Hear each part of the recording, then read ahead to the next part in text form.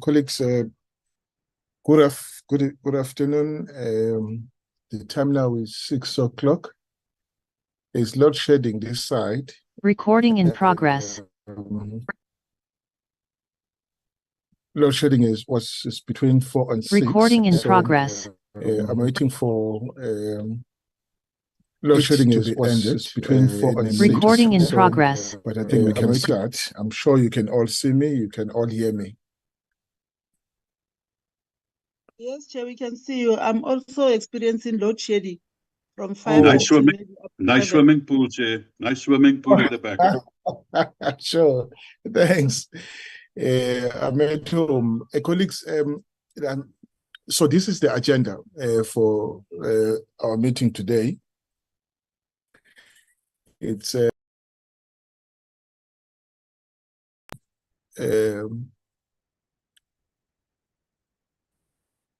okay. So we only have one item with the DCAC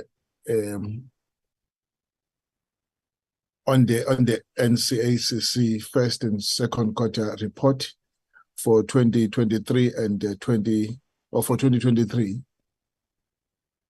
And update on progress made on the concerns raised by the defense industry to the JSCD during its engagement on the 3rd of November 2023.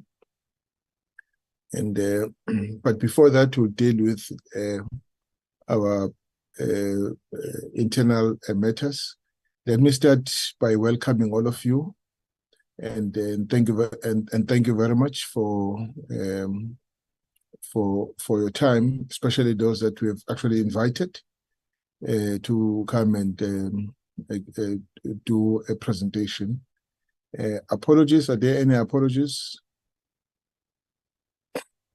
Good evening, Chair. Good evening, members. On my side, Chair, I don't have apologies. There are no apologies. Colleagues, are you aware of any apologies?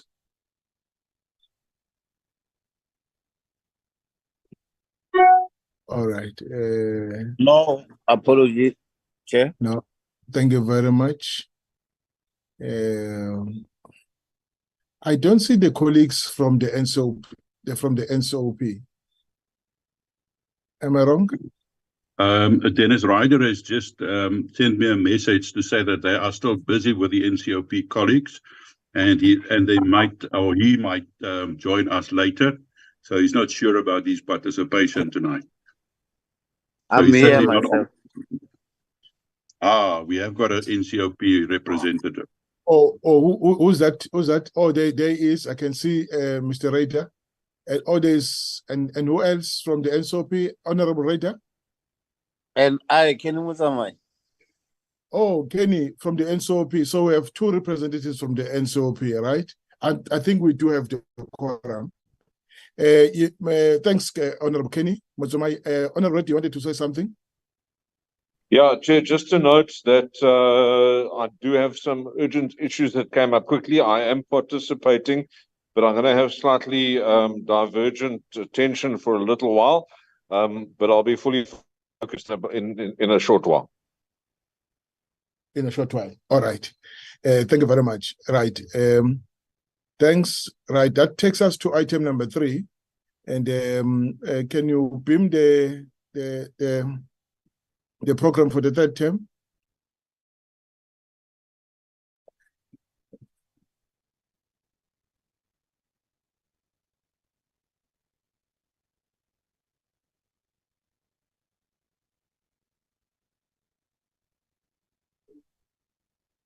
Can you see it, Chair?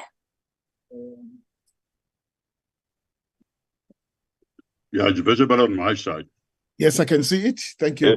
So it's a 3-week program, starting today with the briefing that we are to receive from the DCAC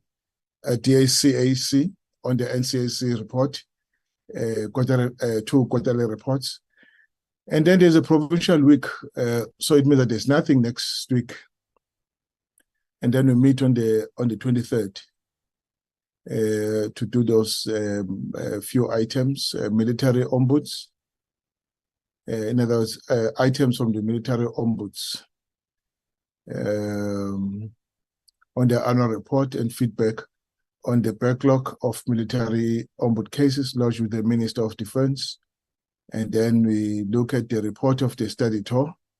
It was supposed to be today, but due to unavailability of our content researcher,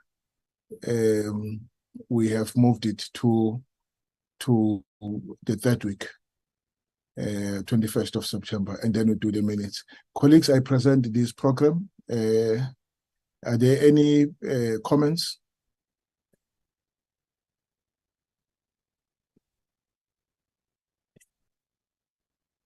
Chairperson, just from my side, I mean, it is such a short a third term, and there's only 2 dates, so there's not much that we can do, and these are the responsibilities of us. There are many others, but I mean, there's just not time. So it would be wonderful if there was a couple of more months or a couple of more weeks in this term, but it doesn't work out like that, so we must support this. Thank you.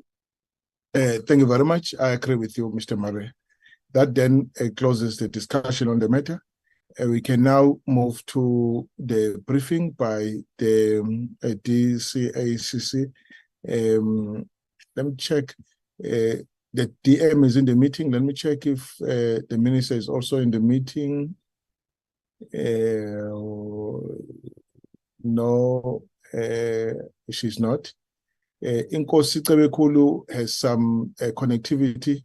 I think has some power challenges, but I can see she has logged in.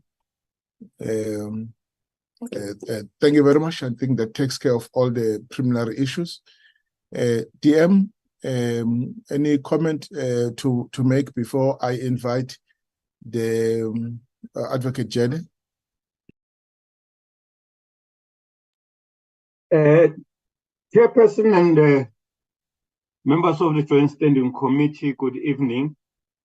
Chair, thank you very much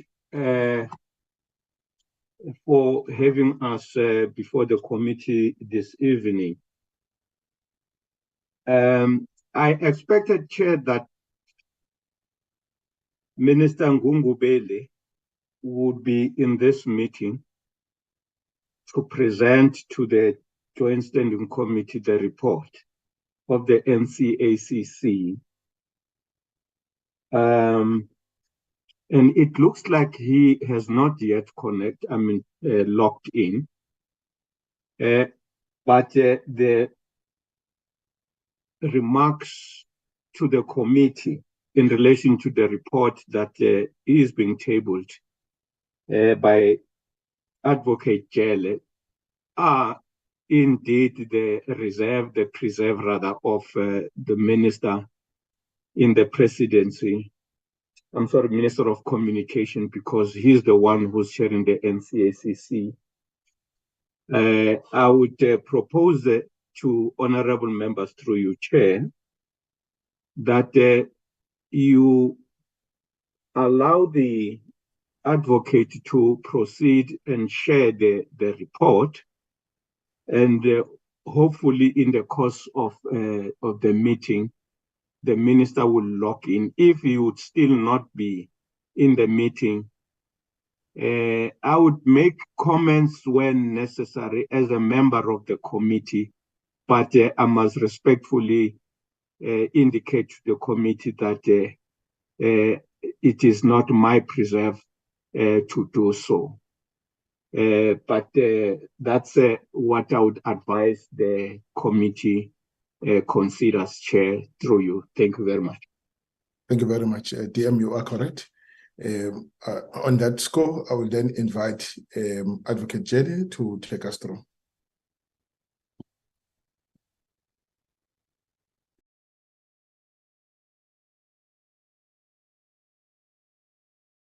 Good evening.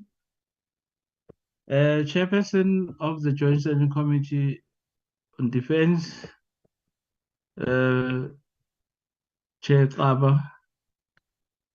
I'm not aware if Chair Nchabileng is available. Acknowledging the Deputy Minister Thabang Makwetla. Perhaps at the outset, I have to indicate to the committee, and perhaps I stand corrected, that there is a convention as per this very administration where the committee had indicated that for the quarterly reports, I could actually present the quarterly reports, but only in instances where it is the annual report that the chairperson of the NCACC would be required to do that. Should this be desired or desirable to be changed, I shall perhaps be advised accordingly. And I suppose Minister Gungubele would then fall in line. I am not like looking at creating any divergence of opinion or if I were in your position, submission. sorry, Advocate Jenny, if I were in your position, I was going to simply go launch into the presentation. Suffice to say that the report has been taken through. The NCACC committee has been signed off by the minister, and we are here and with his blessings.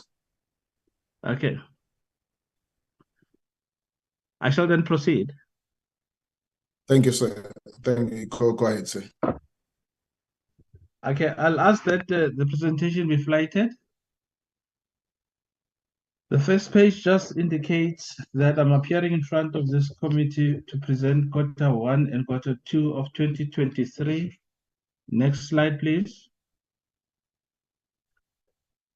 This is the context of what the NCACC does, but this reflects the position of South Africa in the international legal framework.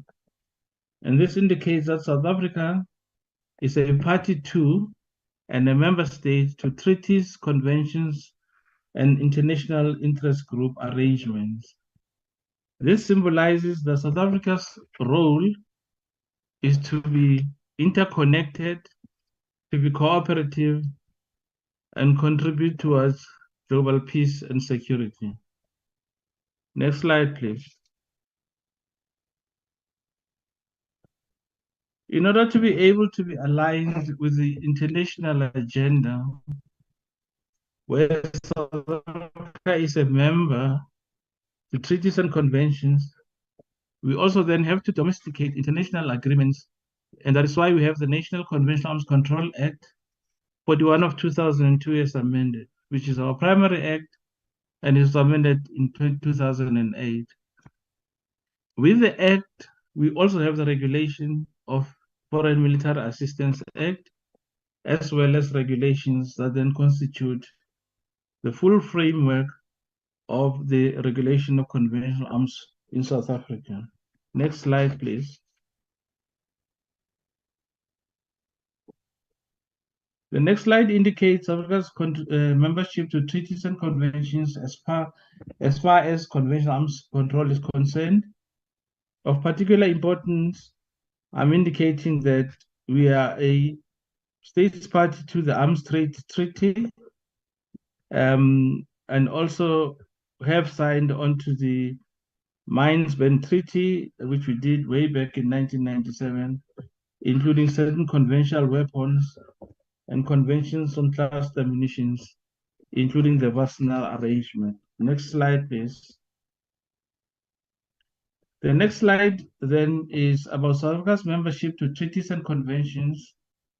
I see the PowerPoint is not moving. I don't know if there's a problem.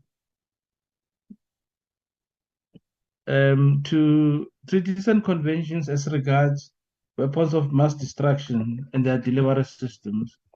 Here we can count among Non-Proliferation Treaty, Biological Weapons Control, Chemical Weapons Convention, and Missile Technology Control Regimes, amongst others. Next slide, please.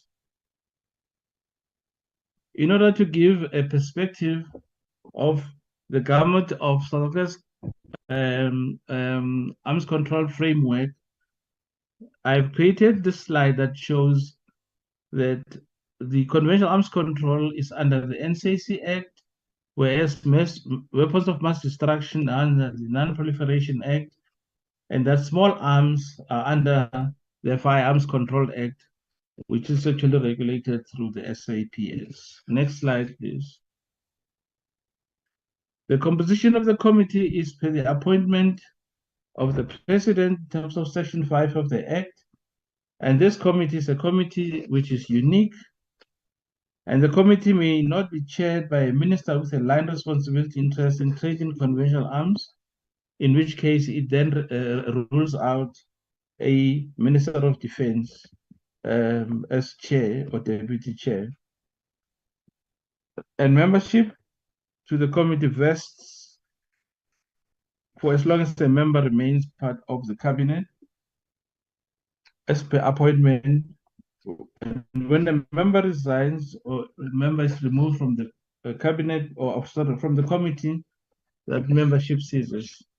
Next slide, please. As of today, these are the members that are part of the committee.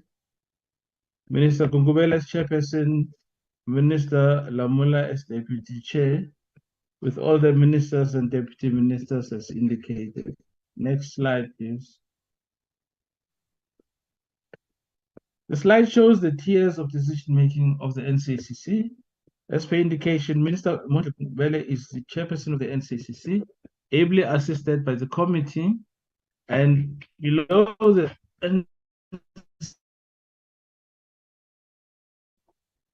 is this. Currently, it is the Acting Secretary for Defense, Dr. Kamede. And both at NCACC and the Scrutiny Committee, we have the DOD represented, DERCO, the DTI, which is Trade and Industry and Competition, and the SAPS, State Security Agency, being represented at those two levels. A key aspect of the Act is the criteria that is applied by the committee when applications are presented for consideration. This based on the fact that each application is considered on a case-by-case basis and actually on its merits.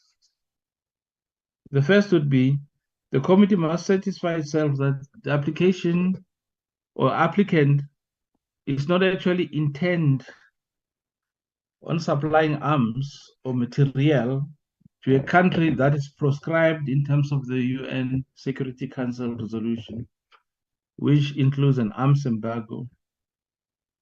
The committee would further establish whether the country to which South African arms may be exported to is not actually a human rights violator, both in terms of international humanitarian law or international human rights law. The criteria also prescribes that the regional dynamics must be taken into account, where it would not be advisable for South Africa to transfer material to a region that would actually accumulate destabilizations. And it also satisfy itself that the application meets the criteria where the risk of diversion is either non-existent or minimal, as well as establishing what the national interest is for South Africa, in this case, covering aspects of security, political, and economic considerations. Next slide, please. The NCACC process is reflective of what I have in this presentation, where we receive applications from the defense industry, and these are entities that are duly registered in terms of the NCACC Act. Having done that, we then actually prepare applications for consideration of assessment by our sister agencies who would apply Section 15 as a criteria for evaluation. We then meet a scrutiny committee where each of the entities would then contribute what their position is in relation to such applications. We do this per application such that we then have a formulated position that is then a recommendation which shall then be presented to the NCACC. It therefore then means from the scrutiny committee, application then moves to the NCACC, which can only do three things: but one of the three, to approve, deny, or hold. If the application meets the muster in terms of the Act, it therefore would be approved. Whereas if the recommendation is to deny and the committee agrees, it then approve a denial, which is also a decision. Where the committee feels that aspects that were presented are such that they needed to be reworked or further information should be gathered, the application is not denied outright, but is kept back, and that is why it is held. After the decision of the NCACC, the position reverts back to the NCACC Secretariat, of which I'm head of, to then execute the decisions of the NCACC. Next slide. This is just a process flow that indicates what actually is at play when applications are being considered. This shows the competence that each of the applicants should have. To the left, they must be from the left, they must be registered. They must also have a marketing permit, whereupon they can then lodge applications for either a contracting permit or an import permit or a conveyance permit. If this is actually then granted, meaning approved, they then apply for the next phase of the process. In the case of a contracting permit, the applicants can then apply for an export permit. But there are instances where there can just be a direct application for an import permit that does not require further action, as well as a conveyance permit. The domestic transfer authorization and transfer for domestic use are internal procedural permits that are issued where the transfer of material does not either leave or enter South Africa, but it's actually moved from one business premise to another, but within the contiguous borders of South Africa. Next slide, please. I think this perhaps we could actually skip. It reflects the same as what I have in the previous slide. I just included it here, just so that we can actually explain further the process in terms of at what stage is an application on 0 and how does it arrive at 100% consideration, either for an approval or a denial. Next slide, please. This is a section 16 and 17 slide that shows the requirement for end user certificate whenever items are supposed to be exported or imported from one country to the other, where South Africa is either the importer or the exporter. We do have cycles of reports that we have to compile, and these are given by DERCO, State Security and Defense Intelligence. The Secretariat then works on these and presents these as a scrutiny committee, upon which the scrutiny committee uses these to make recommendation to the NCACC. And based on the motivations that the scrutiny committee gives, the applications are then considered by the NCACC for approval. The effect of the reviews that are actually the reports that come from these entities, next slide please, are represented in this slide where section 15 is being applied again using the UN Security Council with an arms embargo, the human rights evaluation, assessment of regional stability, risk of diversion, and national interest. It is the expectation that when an application needs to be considered favorably, that DERCO, State Security and Defense Intelligence, should be congruent.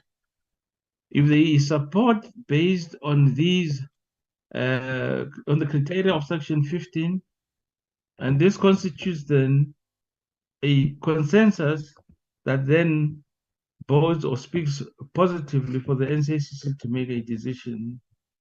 However, if any of the three entities has a report that is actually negative, it must be pointed out And that also forms the basis where consensus is not reached.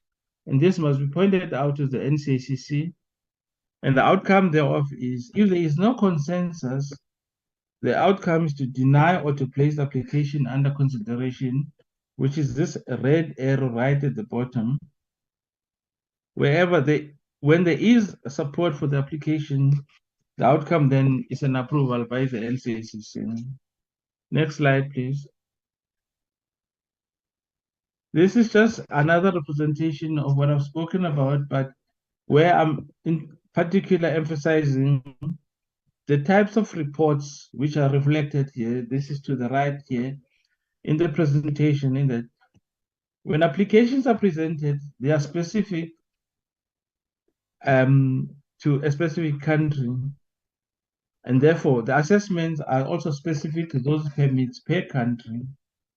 However, if there's a requirement to work further, broader than the permit itself, we then look at the country profile, wherein we actually delve and look at other aspects in relation to that application.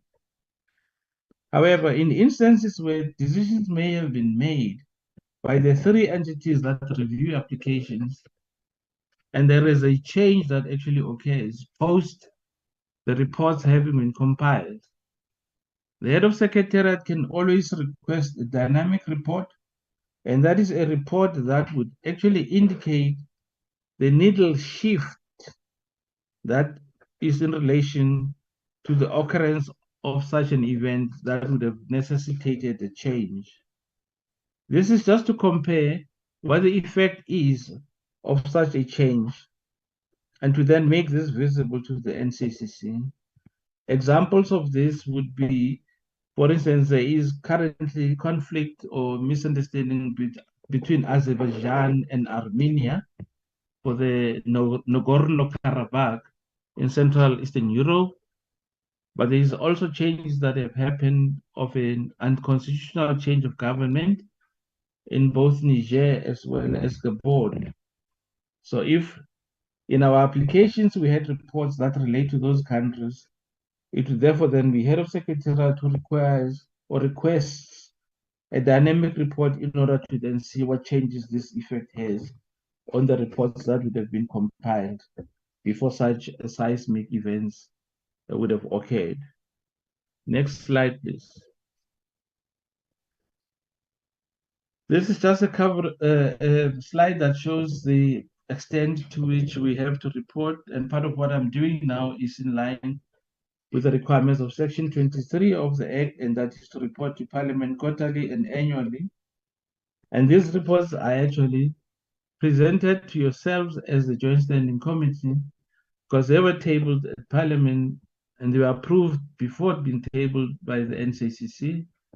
It is the same process that we then follow when we then have to report to multilateral organizations, in particular the United Nations, both the General Assembly as far as the Conventional Arms Register, as well as the Arms Trade Treaty. Next slide, please. I now present Q1 of 2023. At the outset, I have to point out that it is compiled on a calendar basis, which is the first 3 months of the month, starting in January 1st. We have had 56 applications for registrations that were processed, with 3 marketing permits issued, and the number of permits that were authorized for contracting matters were 28, and no country or no company was denied an application to a specific country, and the total contract value authorized in that period was 4.275 billion rands, and the countries that would have been contracted with are 17. And the exports for that period consist of the exports that are authorized being 128, with a total value of permits authorized being 957.4 million rands, and the total number of countries that would be potential export countries by South Africa being 34. Next slide, please. We then proceed with imports. The imports for that period were 49 permits authorized with a value of about 5 million rands, and importations being from 14 countries, and we haven't had a conveyance permit requested. We then had further exports, this time for dual use goods and technology. The permits issued were 28. The total value was 108.6 million rands, and the total country that we exported to was 14. Next slide, please. I then present Q2 of 2023. There we had 47 applications for registration, 3 for marketing, number of permits authorized 42, number of applications denied 1, and the total contracts authorized for that period was 11.5 billion rands to 21 countries, and the export for munitions were 136 permits issued with a total export value of 2.8 billion, and the total number of countries exported to, or that would be authorized to be exported to, being 17. The import permits, next slide please, would be 69 permits issued amounting to 417.7 million rands. The total number of countries imported from being 25.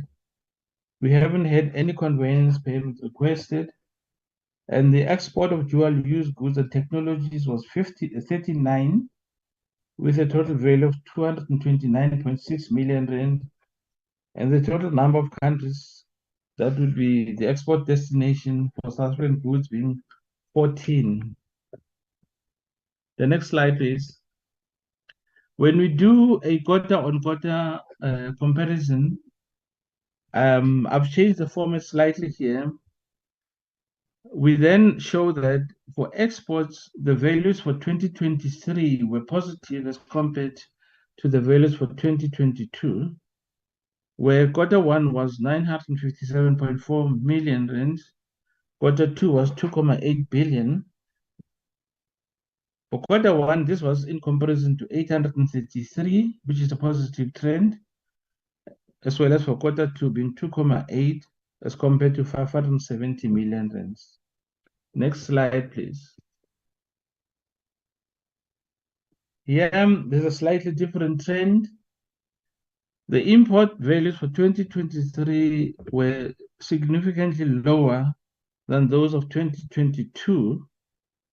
Q1 for Q1 was 5 million, and for Q2, 417.7 million rands. If you compare Q1, imports in 2022, it was 36.5 million, and this you compare with 5 million this time around. And Q2 being 417.7 million as compared to 74 of last year. I do not want to read anything into this in terms of either load shedding having had an impact and all that. However, it is important just to indicate that it is an indication that the importation means that if it is low, the input that is required as raw material or as material that would be used for production was not higher for Q1 and Q2 of 2023 as compared to Q1 and 2 of 2022. Next slide, please. From it, I've included here Q1 and Q2 of 2022, but this I have actually done for completeness sake because these were tabled in the past, but they just indicate what actually happened there. In 2022, 25 registrations were received, and then 2 for marketing. Then the number of permits authorized were 21, and the total number of contracts authorized were just above 5 billion rands to 11 countries. Exports at the time were 127 permits authorized, and the total contract value authorized was 833.7 million rands, and that was for 31 countries. The imports, next slide please, were 58 permits issued with a value of 36.5 million rands, and having imported from 11 countries. At that stage, we didn't have any conveyance permits requested and issued, and the exports of dual-use goods at the time were 29 with a value of 52.7 million rands from 13 countries, to 13 countries. Next slide, please. Correspondingly, Q2 for 2022 had 33 applications for registration, 3 marketing. The number of permits authorized were 43, no denial, and the total contract value authorized was 3.7 billion from 22 for 22 countries. The export for munitions were 146 permits with a value of 570.3 million rands, and the number of countries exported or export potential being 39. Next slide, please. The importation reflected 74 permits authorized with a value of 74.5 million rands from 16 countries. We had 1 conveyance permit authorized, and exports of dual use and technologies were 27 permits with a value of 196.4 million rands, and with an export potential to 21 countries. I think thus far, this is the statistics that I'm providing for Q1 and Q2 of 2023, and comparing that with Q1 and 2 of 2022. We shall then move into the IT aspect of the presentation, where I have sought to actually extract information that would perhaps be useful for the committee to consider. It actually reflects what we have in place and what is likely going to be required to be had in place, in that we have a system that we're actually winding down, but it had the following service level agreements between the Department of Defense, who are actually supporting us, as well as CETA. For the financial year 2022-23 that has come and gone, the extent of the cost of the service level agreements was 904.0 thousand rand. And these consisted of SLA 3.2, which is functional support, 3.3 technical support, and hardware support. For the year under review, the amount translates into just above 1 million rands if you look to the right, which is the financial year 2023-24. The committee would be aware, therefore, then that we actually have a system in place that we're actually developing, and that also now entails that we cast out what the cost implications would be. The planning for 2022-23, which are indicative costs, I've got it here in blue. We've not actually incurred these, but they were showing that for 3.3, which is the functional support, that would have been the case or the cost if the system was fully functional. And SLA 3.5 for infrastructure would have cost almost 432.7. And 3.6 would have been hardware support by CETA, almost like 2.7 million rands, and services management being 3 million rands. Now, if you compare what we have in terms of 2023-24 for the old system, for 2023-24, these are the indicative costs of what is likely going to happen financially. And that is going to be about 5.0 million rands that is going to be required in order for us to service the costs for service level agreements between the DoD and CETA. Next slide, please. I'm bringing this up here, community, so that I can actually give you some context into some of the challenges that are being experienced. We have had an incident, I'll call it an incident, where the new system itself actually crashed. And when one looks at why it crashed and all that, a number of things actually come to the fore. The system has been in the making for more than 8 years. And while the Secretariat is a system owner, which is us now, DCAC, we have had a little influence on the design and development of the system from the onset. For whatever odd reason, the project office was based in the inspectorate, which is not actually the system owner. As a result of this anomaly, there's been procurement that was done way back in 2015 that has actually resulted in what this crash now elicited.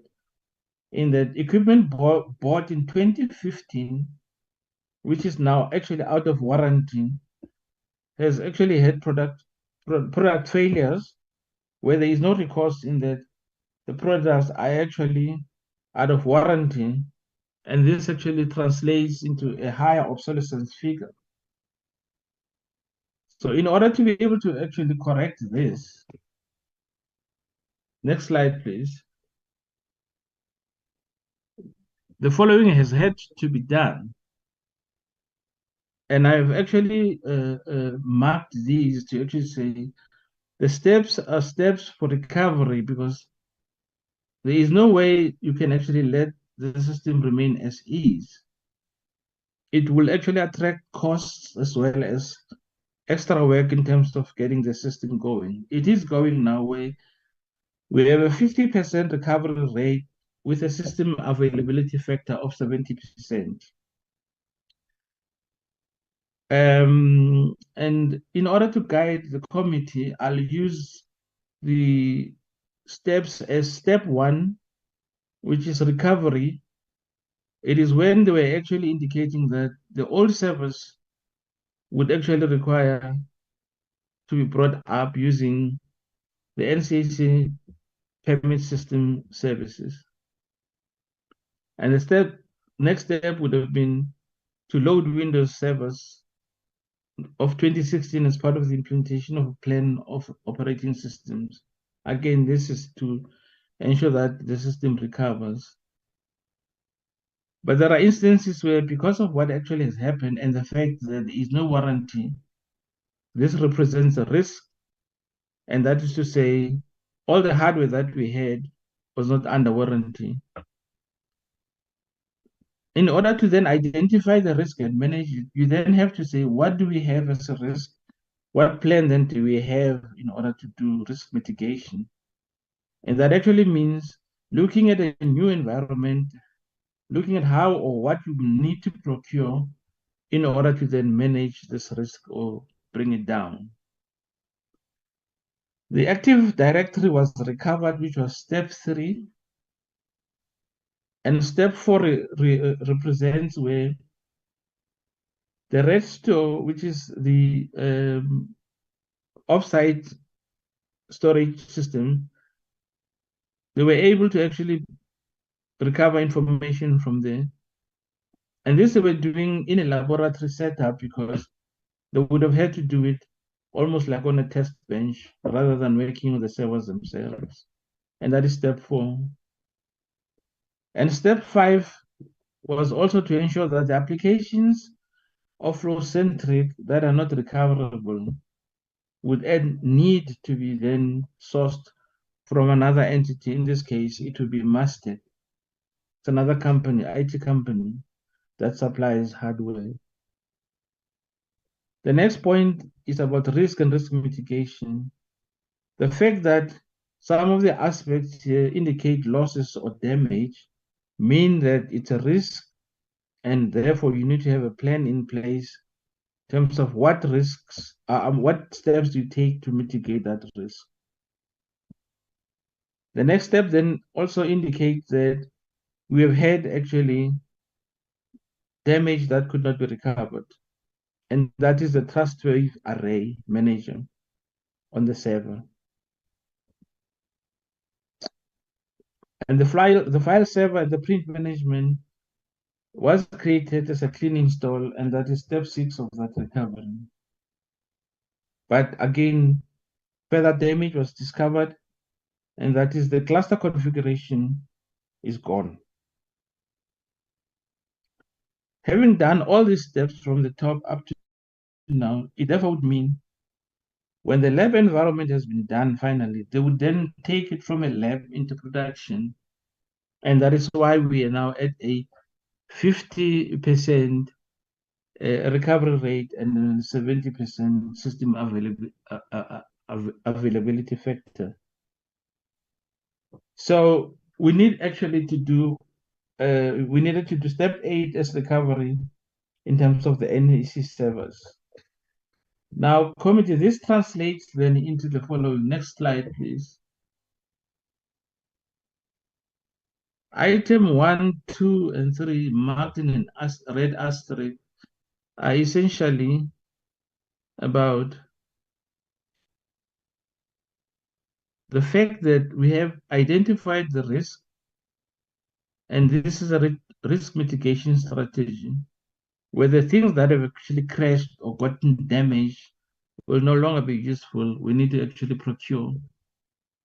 And this translates to about 9.9 million rands. That's just subtotal A. You then have operational costs that include licensing for 2023 at the current inflation rate, as well as licensing support. That translates into subtotal B, which is 1.2 million rands. And because we are currently also finalizing user acceptance testing and other aspects of the system with FlowCentry, there are also invoices that have been generated that translate into invoices that are outstanding and must still be paid. And this comes to a value of 882,000 rands. So the total outlay that is looking or facing us is 12.1 million rands.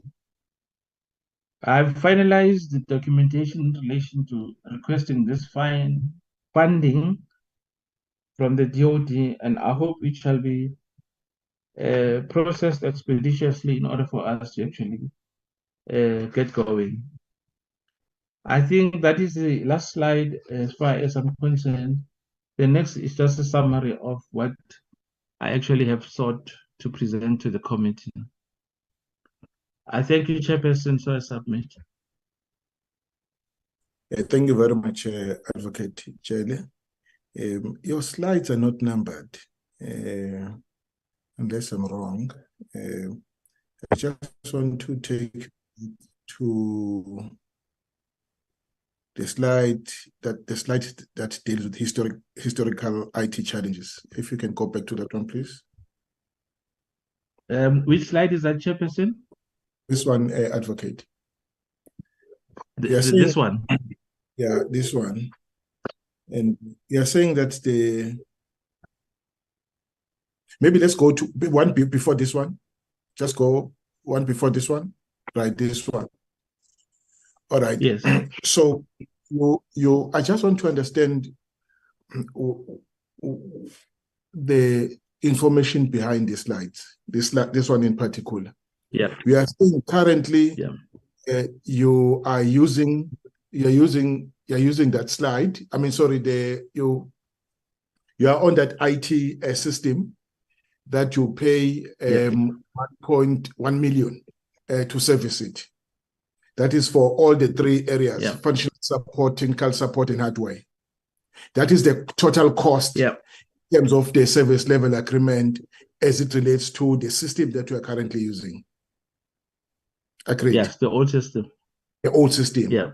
And then to migrate to the new system, you require about what? You require 7.8 million rand.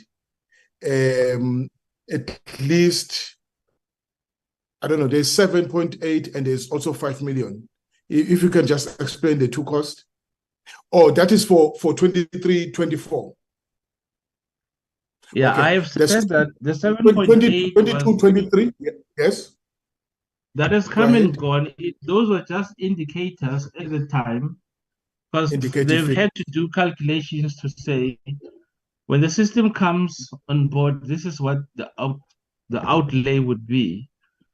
And the fact that the system has not come on board means that we didn't actually incur these, but this actually provides a baseline of what the requirement would have been had we actually started with the system in 2022 to 2023.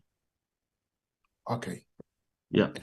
All right. So you're saying that this new system has been in the making for the last 8 years. That's since 2015. And how much have we incurred in the process of developing this new system? About 19.5 million rands. 19.5 million rand. Yes. And you are saying that you are not the process owners.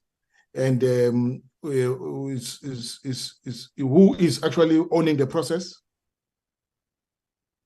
For now, Chairperson, we are now the owners because we've had to actually indicate that it is pointless that the system is actually developed and is being managed by an office that is remotely involved with the regulation of conventional arms. I sit here, am unable to even answer yourselves if you were to ask me, why was the decision taken to actually have inspectorate, which is very, one, small, but two, unrelated to what the secretariat does, to then place the project office there? I've actually inherited that when I got to the Department of Defense, and I'm actually indicating that is also where, when one looks at where we have been and where we ought or could have been, indicates a fundamental flaw, because the whole casting of the system would have benefited if, from the onset, the Secretariat was the system owner and the project office resided with them. And that was not the case. We are now using this as hindsight, which is actually an exact science. So when you took over as a system owner, which year?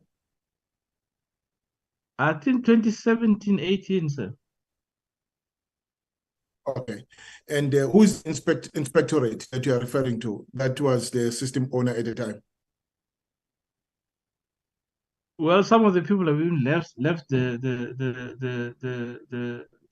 employ of the Department of Defense, but the current director there only joined the department 2 years ago, and it is best if I could say to the committee, it is the inspectorate that at the time was given the mantle, or rather the project office, but it was not a correct decision. Then I'm trying to understand. I'm trying to locate the inspectorate. Is it in the Department of Defense?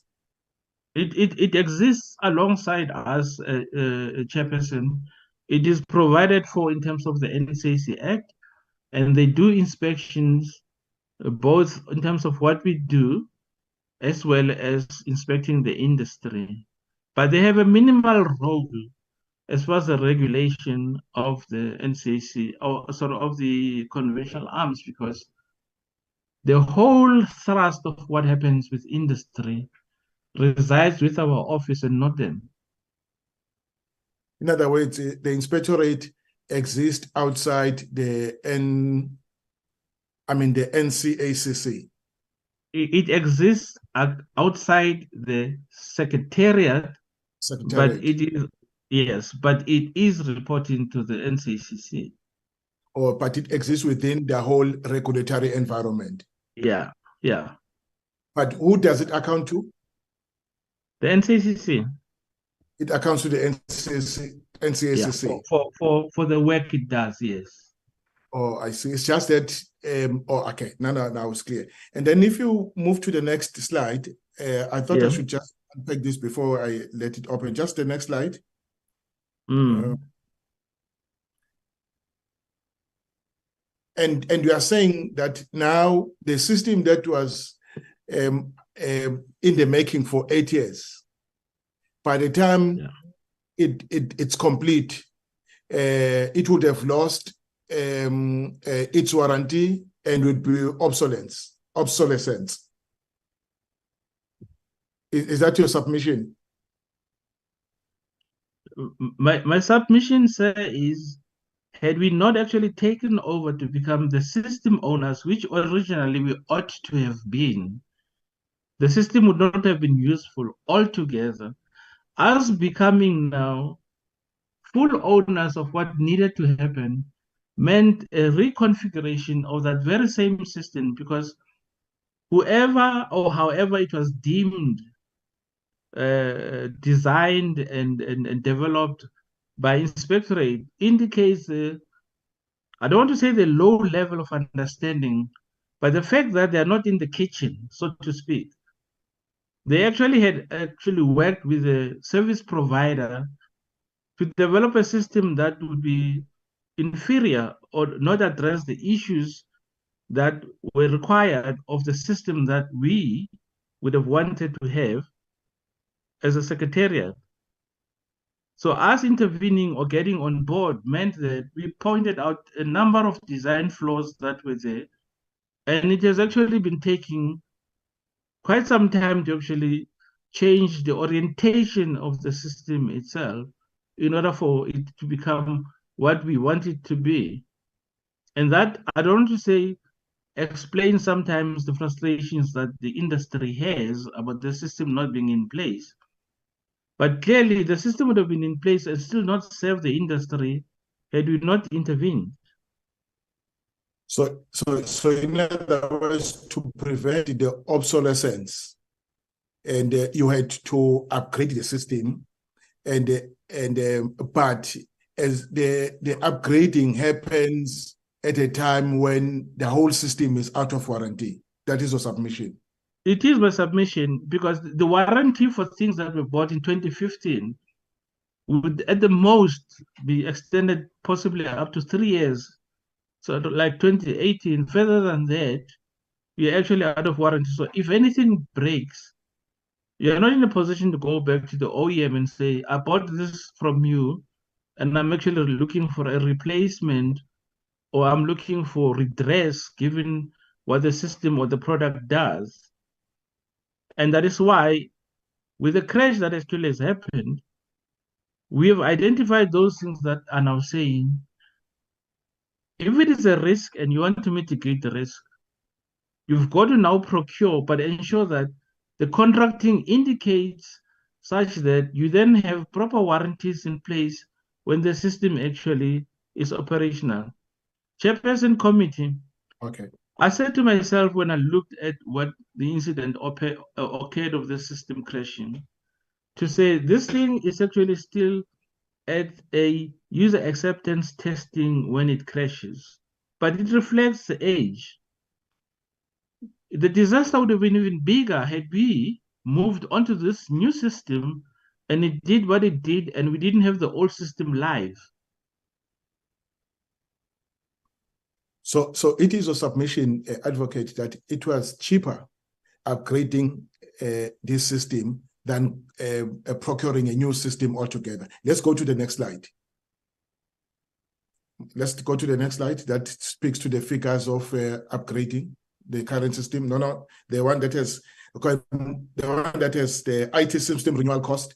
This one.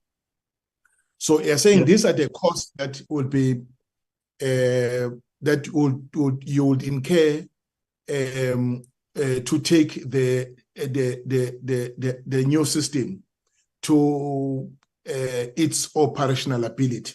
Am I correct? I'm saying so, sir. I submit. And you are saying that it's cheaper going this route than procuring a new system. Is that your submission? Chairperson, so that you don't misunderstand each other, the new system requires item 1 and 2 and 3, as indicated here, in order to become fully functional. In other words, to move from a 50% recovery to 100%, but also system availability factor beyond 70%. That is what it would require, because if you don't actually get the items 1, 2, and 3 and procure them, we essentially have got a system deemed to be new, but it's limping. I see. Yeah. All right. I think you have explained the whole thing. And when are you likely to have the system up and running? When are you likely to press to set it to have it go live? Assuming you get the money. The good part, Chairperson, is that I've been advised that there's a likelihood that we will not struggle to get the money. And therefore, in plain English, I'm looking at, say, the next 6 weeks to be able to can do that. Because as far as the training of our people in accepting the system as it should be, we've done quite a lot. We dedicate our Fridays practically to go to Flowcentric for a look and feel of everybody else who's involved in the system, so that we can finalize all the glitches that normally would occur when you're actually working on it. Because you'd recall then, Chair, that we were doing this in a playpen mode, which is essentially a safe mode, as opposed to this being live. Okay. Now I understand the 3 slides. Colleagues, I'm now putting the matter on the table. Honorable Mare. Thank you, Chair. Thank you, Advocate Jele, for the presentations. If I can just start off by, Chairperson, where you ended. And I just wanted to make sure that I also understand where we are. This new system, Advocate, that you are talking about, this is the so-called online application system, which we know in the past was running concurrently or simultaneously or parallel to the old system. If I am correct, that is this new system that you are talking about. Now, this 12 million, I suppose, will be additional to the 19 that you have said that was already spent so far. In terms of the question by the Chairperson, that means that it's about 31, 32 million rand then for the system to be operational. Now, you're saying that 10 million rand, as you understand, you will get it. But how much is in your current budget? Because if that is in the next 6 weeks, it must be in your 23-24 budget. Has that been fully provided for, or are there additional money that you would require to do this? I'm asking this question because we need to understand, especially with the medium-term budget coming up, we must have this system running. And I think there's an absolute commitment to the NCACC that we must have a top-class system if we want to compete internationally with other top-class systems and industries in the world. So I just wanted to understand that and whether you've got adequate money then in the budget for this process. Another question of mine, just going back to just making sure where we are standing. In the past, since I've joined Defence in the previous Parliament and now, the chair of the NCACC was always the minister in the presidency. Has that been now changed permanently, that Minister Gugubele will be the permanent chair of the NCACC and not anymore the minister in the presidency? Or do you still report to the presidency per se as in the past? And then I just wanted to ask, in the past couple of months or this year, were you able to meet your monthly commitments in terms of your meetings? And were you able on those monthly meetings to deal with all the applications received, just in terms of the processes that you followed. Then, Chairperson, I just wanted to ask a number of other questions with your indulgence. Chair, and that's also for us just to understand the process that we are working with. Sometimes we hear things, sometimes we see things, and we don't necessarily always understand that. The applications that you approve, you consider you approve, is it correct? I read in the Act that I think it's valid for 45 days, and then you can extend it once. Is that correct? Or what is the reality in that? And then if there has not been, concluded by that stage, must those exporters then reapply, or importers reapply for permits? And is that then reported to us in terms of the quarterly reports? Then I also want to know,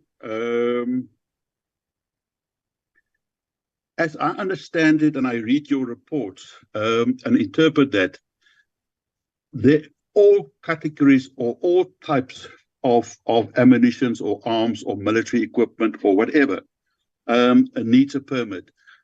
Are there any kind of products that are not part of your reports, your quarterly reports to us? So in other words, is there something that falls outside of that? And what would that be and why? Then, Chairperson, I just wanted to find out, if I read through all the applications that you have received, and also the criteria for exports, especially exports, in terms of those countries and UN regulations and all that. Have you at any time had a situation where you had to call on the end user certificate in some cases, or is that just something that is part of the contract but is never actually been used? Then I also want to find out, in terms of the information that we've got, if I am correct, and I read especially the first and second quarter reports, there are export permits been issued and approved to Poland, if I am correct.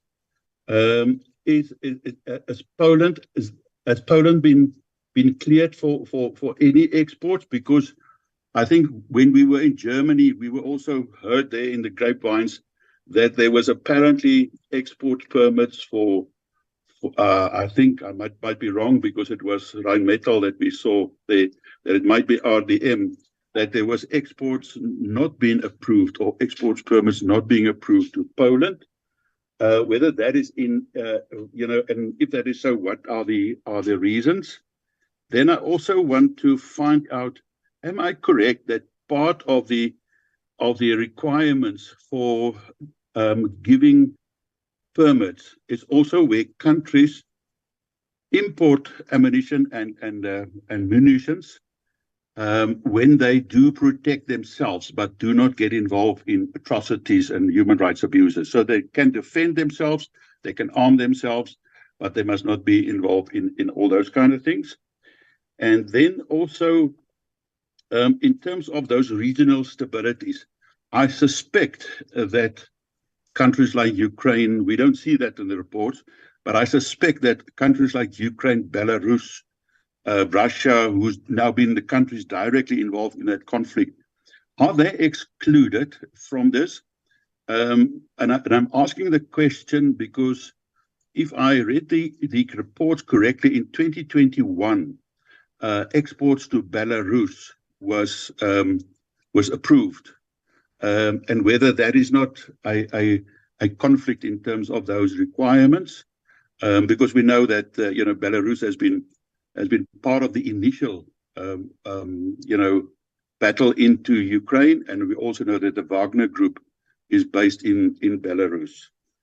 Chairperson, that is my questions at this stage. It'll be much appreciated. Thank you.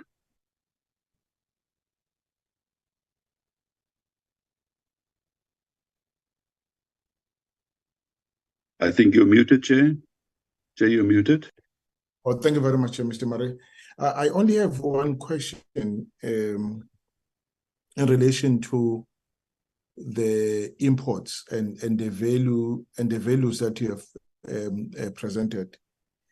How do you record imports that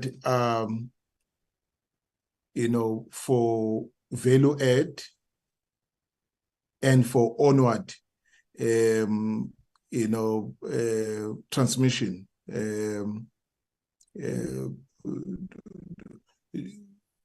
or exports? Do you record it import, and when it's exported again, it's got the whole process is to start afresh, or it becomes a transaction, imports, value addition, and then export?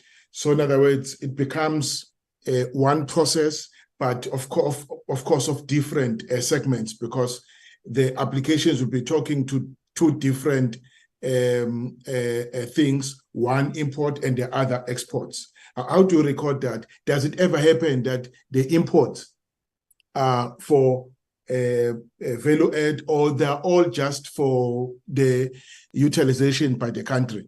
I just want to understand that, Advocate Jelly, so that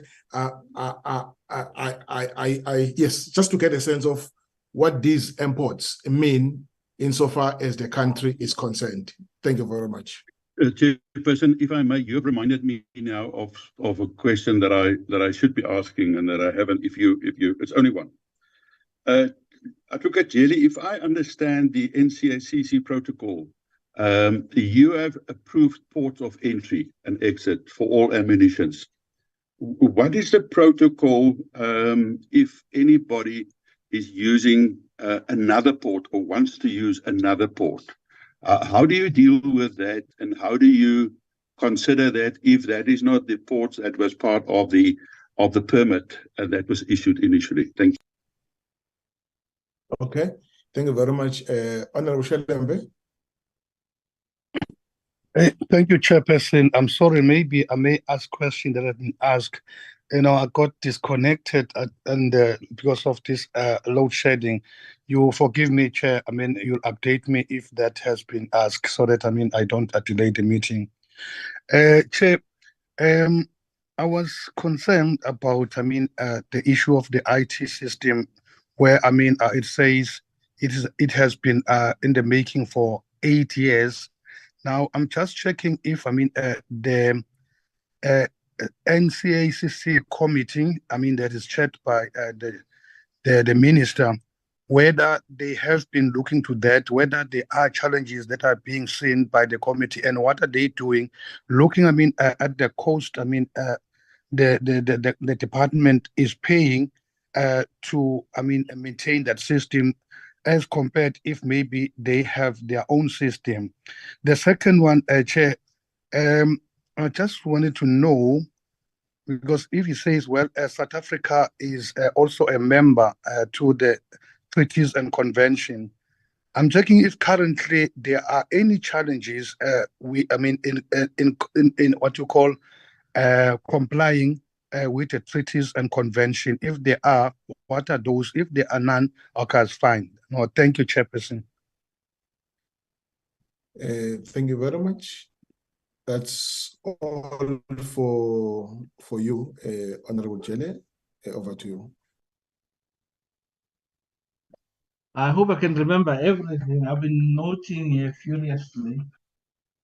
I will try and answer these as per how they were asked.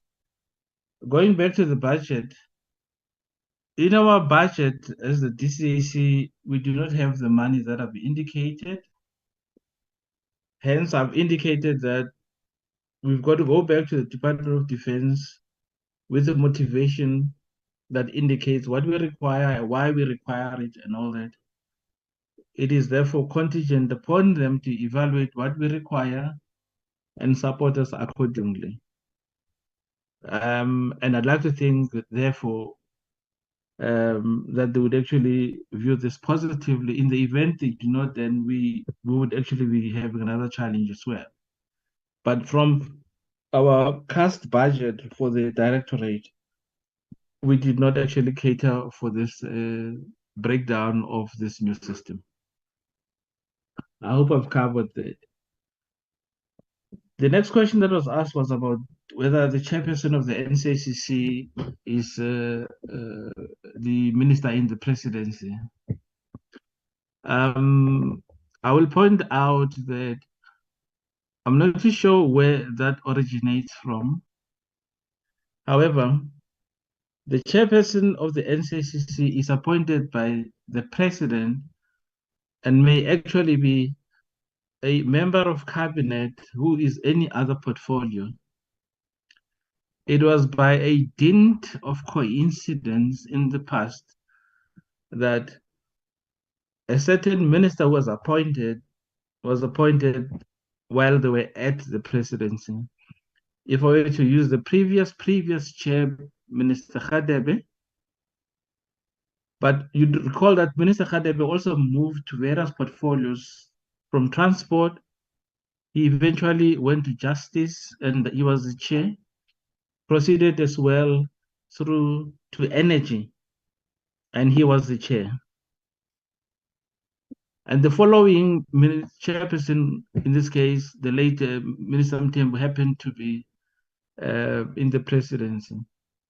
So essentially, the chairpersonship, in this case, is moved with the appointee as per the president in terms of Section 5 from the presidency, meaning Minister Gungubele continues to be chair, although he is now Minister of Telecommunications and Digital Technologies.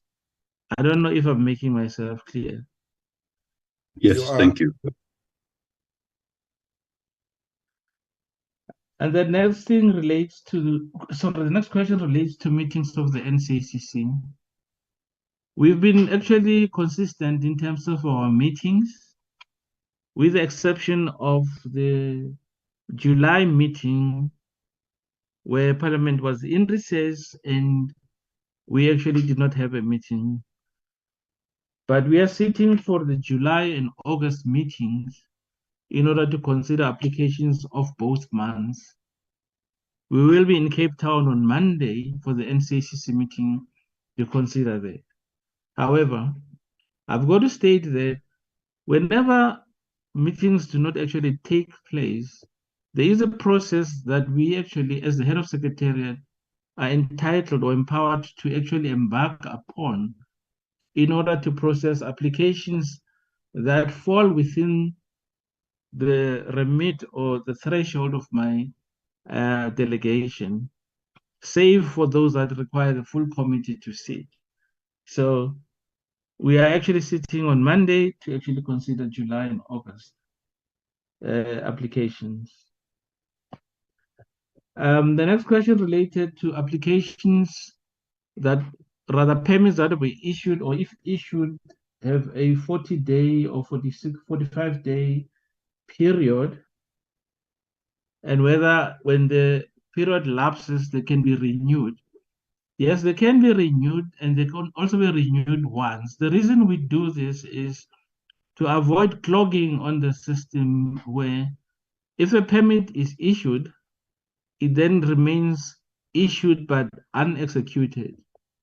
That would also be actually bringing our statistics into disarray if you carry a lot of permits that are issued but they're wandering out there in the system and nothing can be done on them.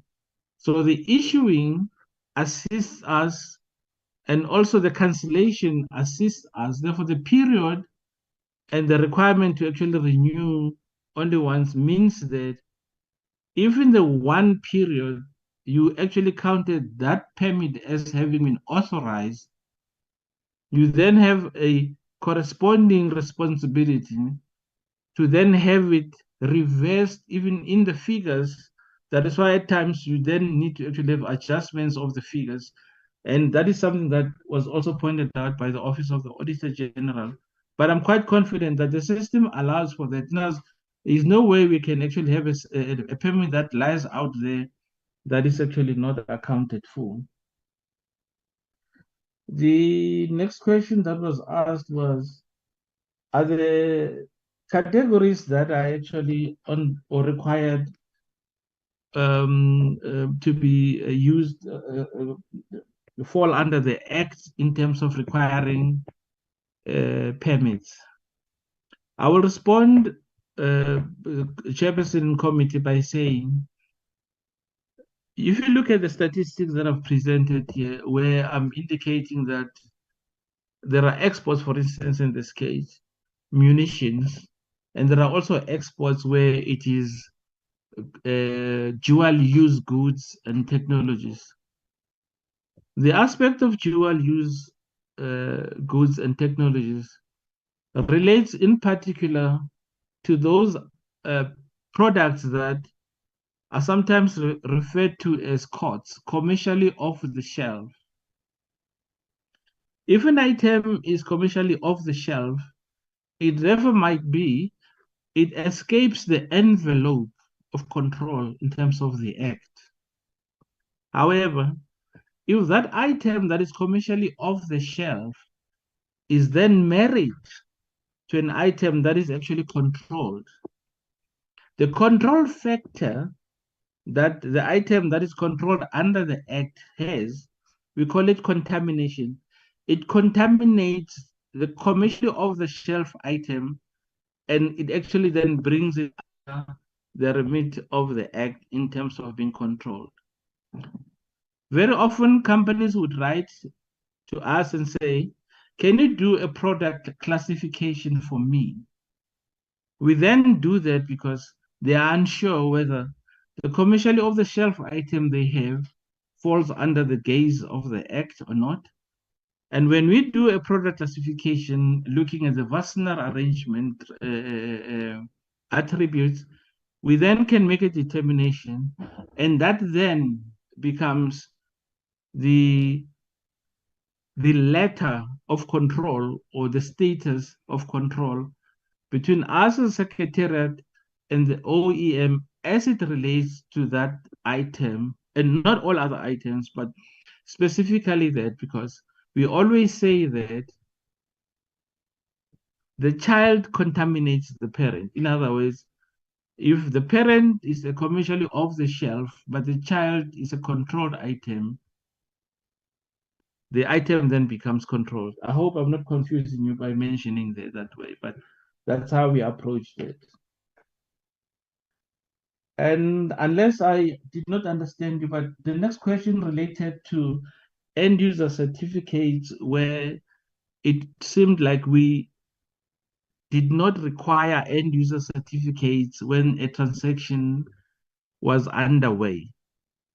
And I'd like to say, whenever exports are to be effected, South Africa has a reasonable expectation under international law, and this is underpinned by our own NCACC Act, that the country that is likely going to be the recipient of our own material provides us with an end user certificate. In an end user certificate, that country indicates solemnly to South Africa that it shall receive that which it gets from South Africa for its own use. In the event it seeks to actually enhance the item and may not actually keep it, but will later alienate that to the next destination, that also needs to be made visible. Hence the indication that I have given in the presentations of the implications of Section 16 of the Act as well as 17. In the case of Section 16, it is where South Africa exports and expects the country that receives, which is the importer, to provide us with an end user certificate. In the case of Section 17, the country that imports from South Africa indicates to South Africa that I'm actually going to do integration and the final destination for the product is country Z. Having made that, South Africa must consent to the alienation of that product because they are the original country and they are also the original equipment manufacturer. When a country receives that material from South Africa but does not disclose to South Africa that the end destination is the next country, they're actually in violation of international law. And that would not be countenanced by South Africa, and we could actually take the matter up both diplomatically as well as using the legal process. So the response would therefore then be, there is no way that a transaction for export would actually be done without an EUC being required. The same happens. Our imports are essentially exports of other countries, which therefore then says the countries to which or from which these items came have a reasonable expectation that South Africa gives them an end-user certificate. And we actually do, because they also require it in terms of international law that we must solemnly declare to them that we are going to keep that for our own consumption. And in the event that we actually seek to alienate this further, shall seek consent from them in order to then get consent that would say we are therefore then authorized to alienate that further. Should we as South Africa do that without having gotten such a consent, would also be falling foul of international law. And I don't think the committee would countenance that. I don't know if I've covered that aspect properly. Now, getting back to the question that you asked related to that one of the committee members asked on Mr. Mara, I think Poland, Germany, and quite a number of other countries. I'll respond as follows. And I think this is very key and critical to the committee. There is nothing like Poland applications are being denied. But the evaluation that I receive that comes from our entities that do assessments in terms of Section 15 may not recommend. And that is essentially what we bring forth to the NCACC.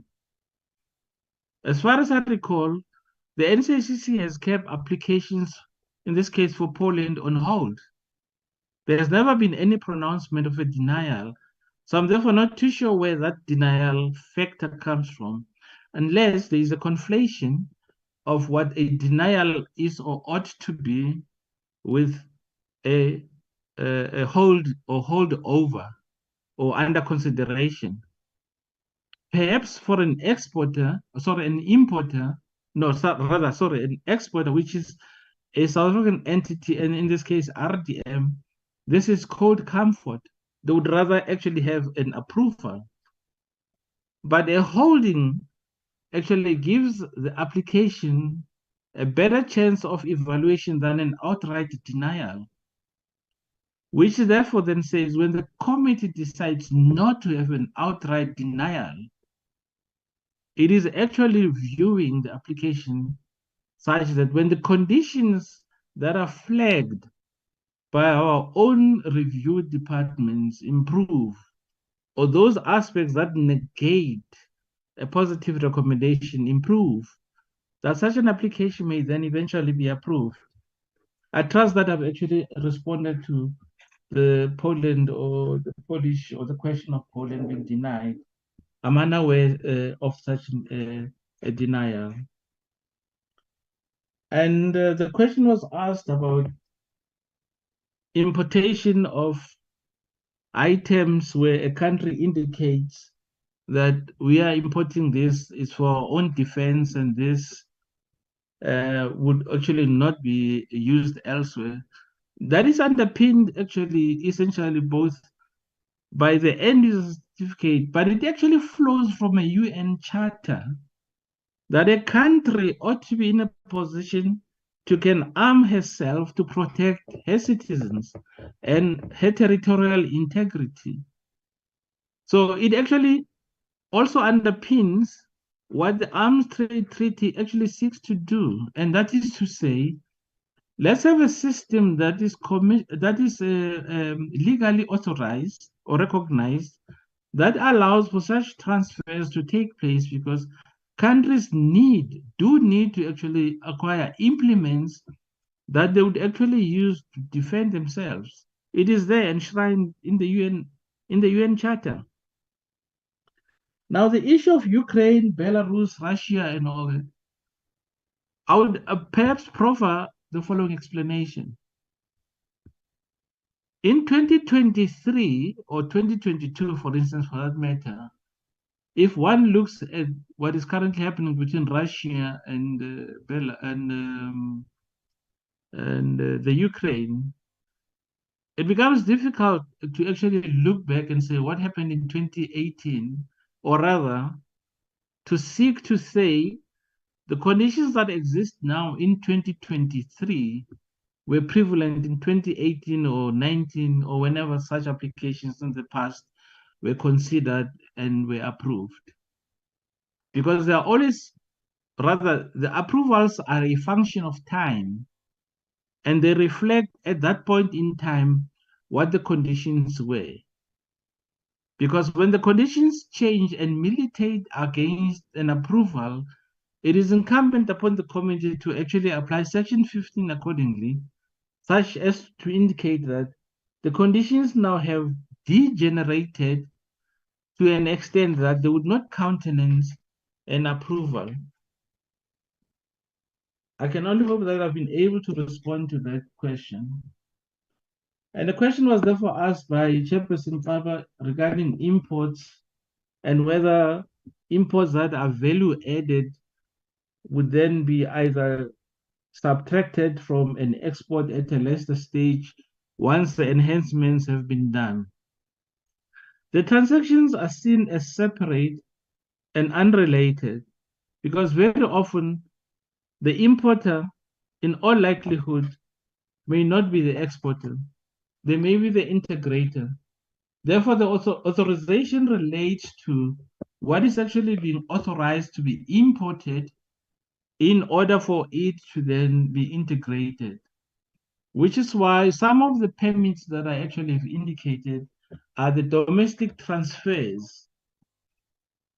Because company A can actually be the importer of an item, and after having integrated that, they would then give it to company B, who does further work and who in all likelihood is then going to be the applicant for an export permit. So these transactions are never seen as a cluster or clasped together, but they are seen as separate. I trust that I've done justice to that question. And I think Mr. Shelembe asked, before that, the issue of designated ports. There is a list of designated ports, and that is actually distributed or known by the entities that are actually in the defense industry. In the event there is a requirement to change such a port, an application is directed to us, the Secretariat, who then consider such an application, and after that, consider that and present it for approval, where the port is then changed. It is provided for in the Act because logistics or circumstances may change that require a change of port. Very often, the items or the utility that is used to lift the equipment might be an aircraft that requires a longer runway, a broader runway, a stronger runway, which therefore then says, when the application was made, if circumstances change that actually necessitate or a requirement, of a different circumstance in terms of a designated port. An application is thus made, and then we then eventually authorize such a change of port. But the entity that is actually requiring of such does not just decide on its own. It still needs to apply and be authorized to actually change the port. And my last or second last questions related to a question asked by Mr. Shelembe about the IT system. The NCACC is aware of the challenges of the system, and they do get updates as to what the challenges are. And they're very supportive in terms of what needs to be done. And I want to think they actually are very hesitant, also insistent that this matter be brought under control once and for all, because it's about time that the system actually gets underway and begins to deliver for what it was actually designed for. The last question that was asked by Mr. Shelembe related to South Africa being a party to treaties and conventions, and whether we are having difficulties in terms of compliance. I do not wish to extend this question further, but I'm not too sure in what sense would the either compliance or non-compliance be, unless I'm guided by what is actually meant regarding that. Because compliance is quite a broad continuum. What would this entail? I'm just not too sure, but I'm willing to actually field a further clarification as regards this by Mr. Shelembe. Chairperson, I submit. Thank you very much. Mr. Shelembe, do you want to clarify the question? Yes, Chairperson. Look, Chair, if we speak, of the treaty or something, I think, Chair, I was referring, say, if, there are countries that are not, supporting sort of like, working with the countries that, no, Chair, say we speak of the peace in the world, and now we are trading, with countries. I'm checking if maybe there are countries that are not, working towards, bringing peace, in the world, that sometimes we still do, trading with them. I was just referring to that, Chair. Yeah, I think that was answered in the presentation by the advocate. He indicated instances where an application for an export will be denied. So he lists under what circumstances will that happen.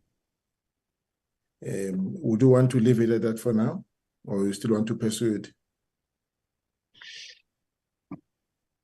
No, Chairperson, I think let me take that advice from you. Yeah, okay, no, it's fine. Let me take it as is.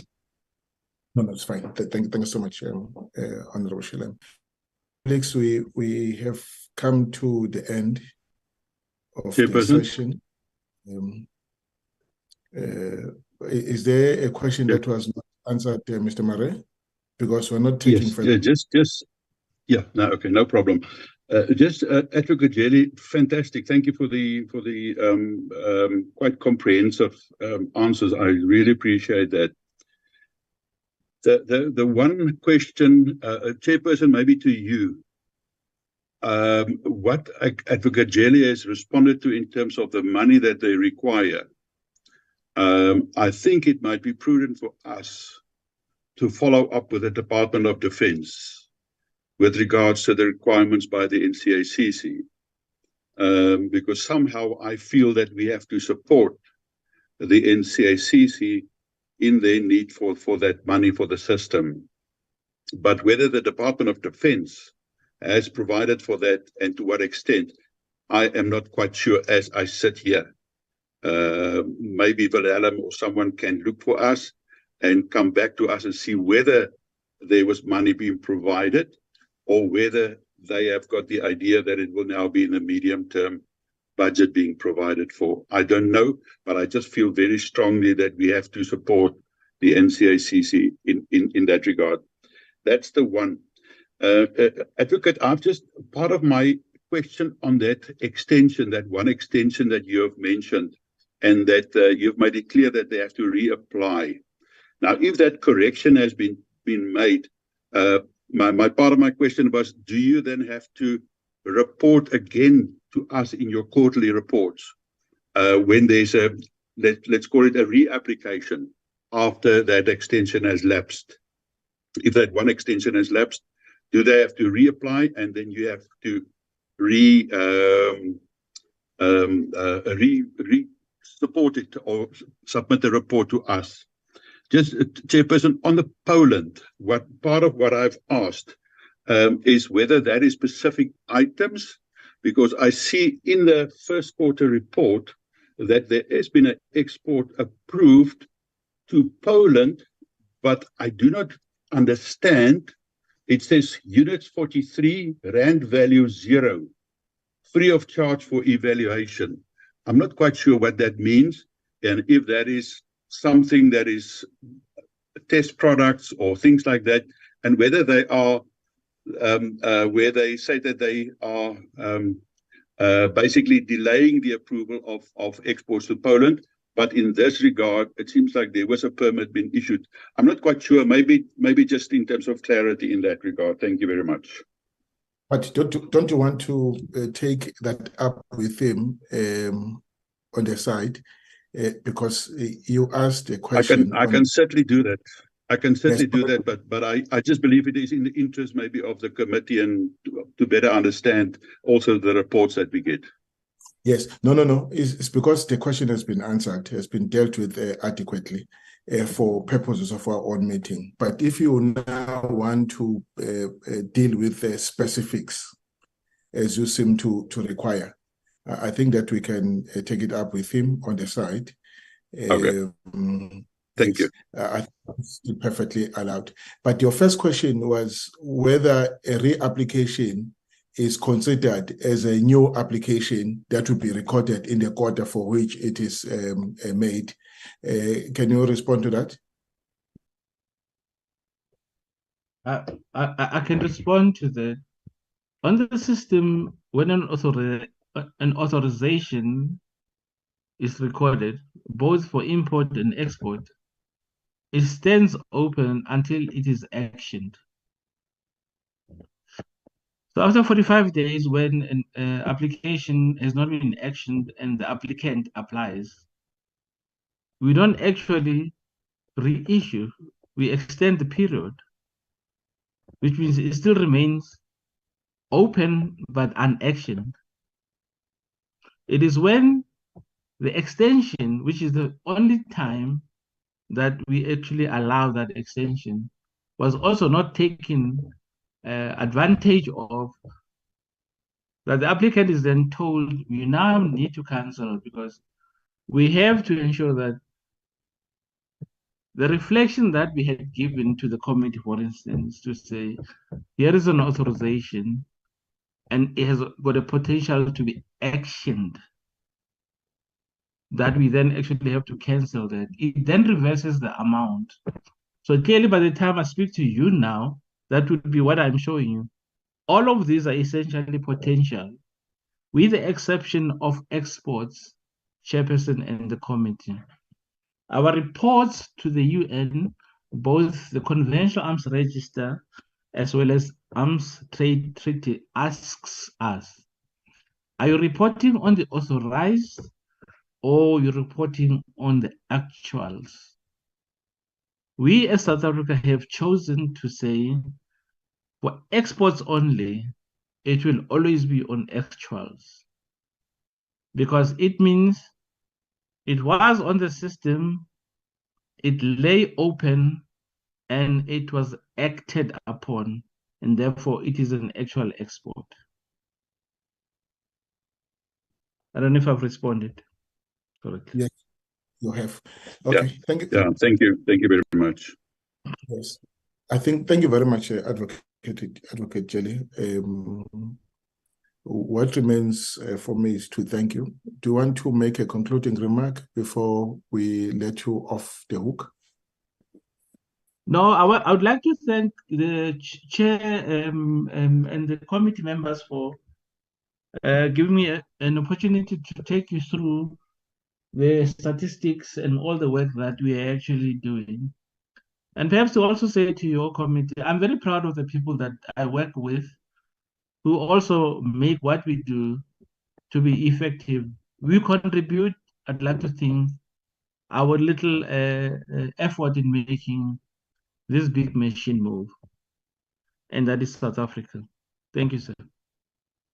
Thank you. Well, on the issue that Mr. Mare raised in relation to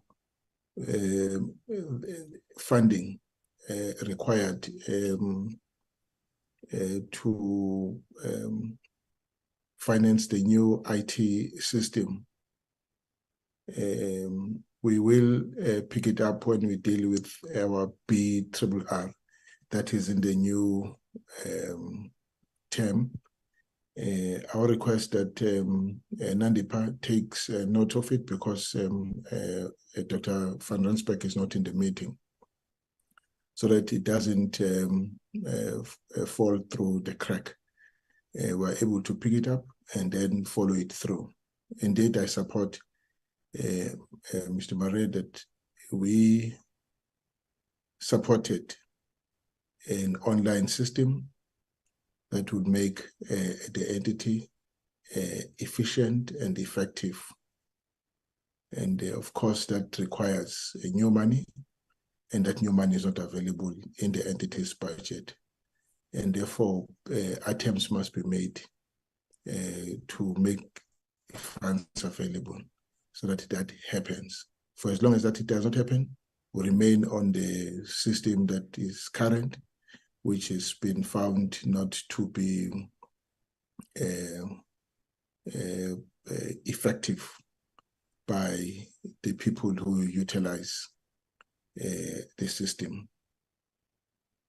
So not effective, efficient. Let me use that term, efficient, by the people who utilize the system. With that, we'll leave it at this. Thank you very much, Advocate Jelly. We can then move to the next item. DM, I'm sure we can leave it at this. Do you want to make a comment? From my side, no comment at all. I think, Chair, the advocate was able to share as much as is possible by way of explanations and the technical issues that are involved in the decisions that the NCACC is taking on an ongoing basis. From my side, I really do not have anything to add, Chair. Thank you very much. Thank you very much, DM. And are there any issues that we have asked you to talk to us about that which you have not placed on the table? I think you have concluded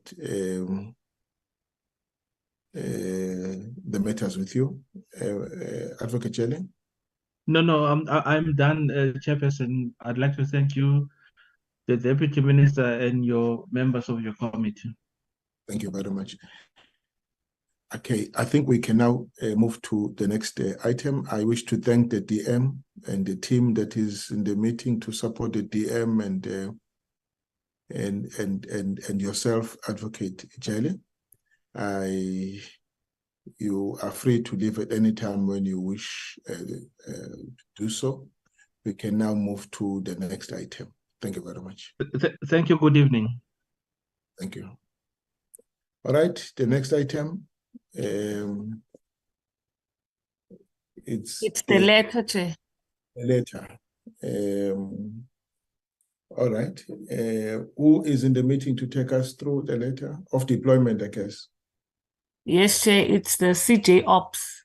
Is the CJ Ops in the meeting? Yes, the CJ Ops is in the meeting, and we should invite him to just comment on the employment letter that is before the committee. Thank you very much, DM. CJ Ops, the platform is yours.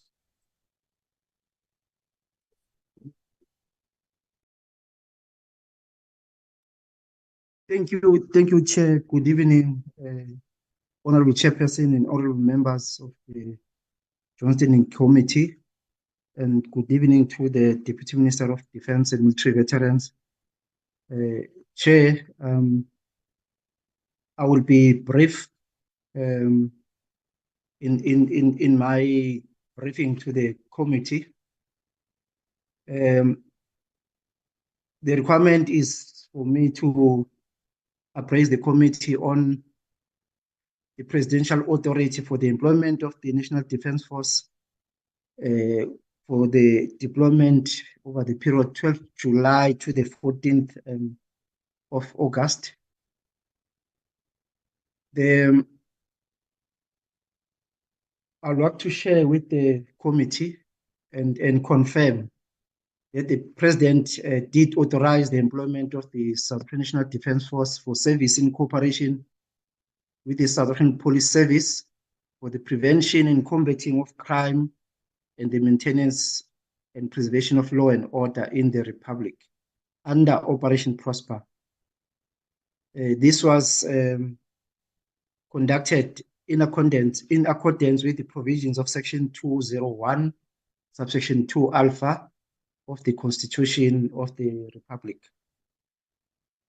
Chair, the request for the deployment of the SNDF was particularly to support and assist the SAPS in the protection and safeguarding of national and provincial main supply routes across the country against the unlawful and malicious acts of arson and vandalism against the road flight trucks.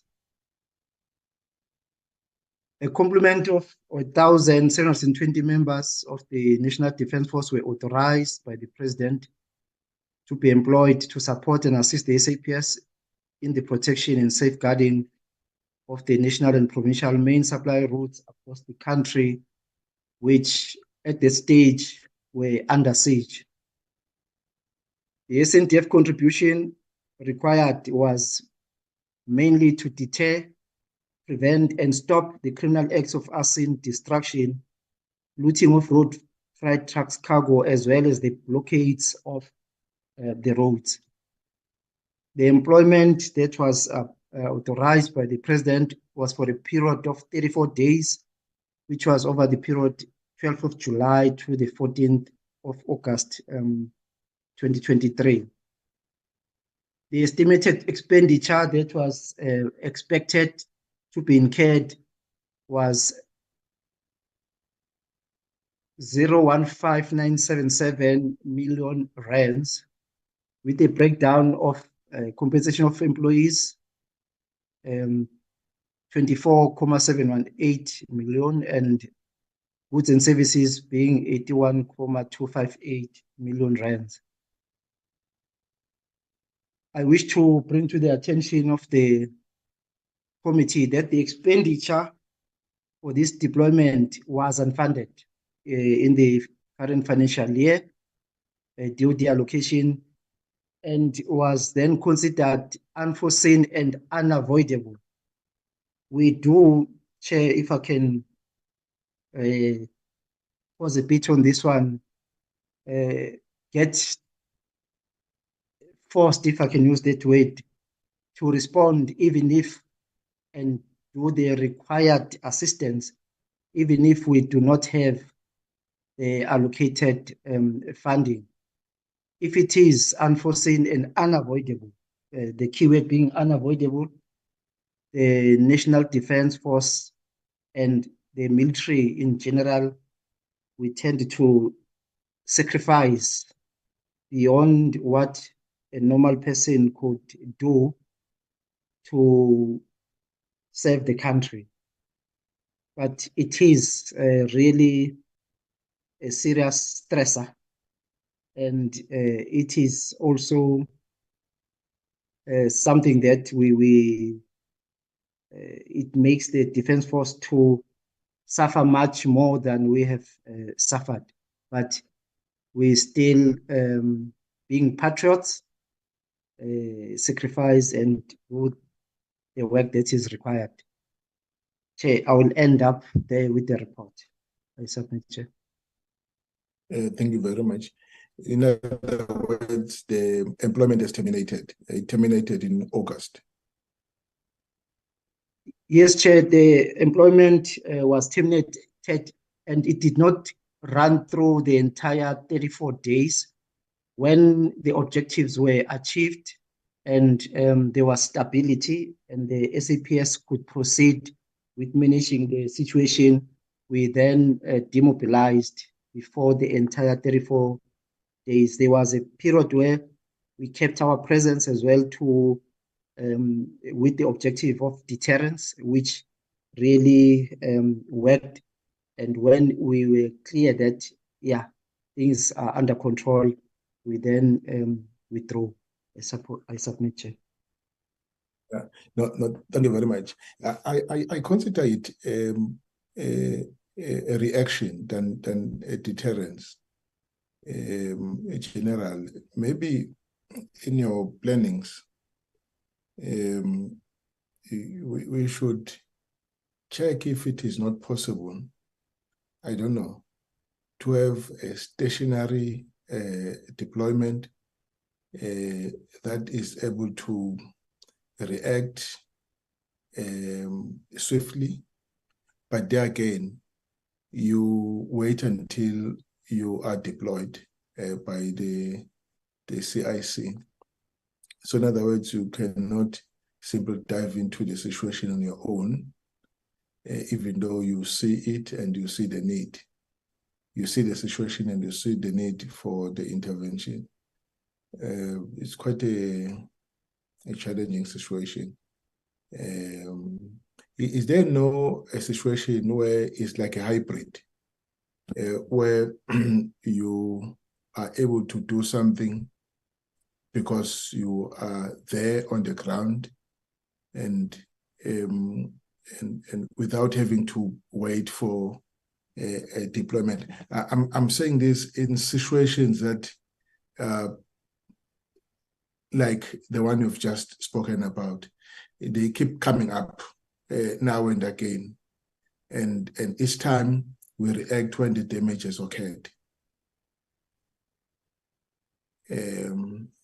Right, that will be my comment on this general, but let's hear what other colleagues have to say. Is your hand up, Mr. Murray?